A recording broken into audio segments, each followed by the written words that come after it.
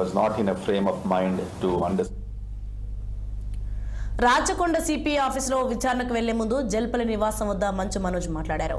Media ముందు మనోజ్ కంటతడి పెట్టుకున్నారు. తమ నాన్న మోహన్ బాబు తరపున మీడియాకు క్షమాపణ చెప్తున్నానన్నారు. ఇలాంటి రోజు వస్తుందని తాను అనుకోలేదని, తమ బంధువులపై దాడి చేశారని చెప్పారు. గొడవల మధ్య తమ అమ్మ నలిగిపోతుందని ఆవేదనకు గురయ్యారు.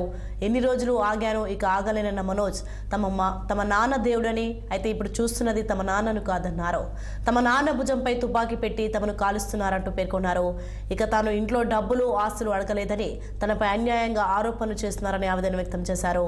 సాయంత్రం 5:30 గంటలకు ప్రెస్ మీట్ పెట్టి అన్ని విషయాలు మీడియాకు వెల్లడిస్తానని చెప్పారు మంచు మనోజ్.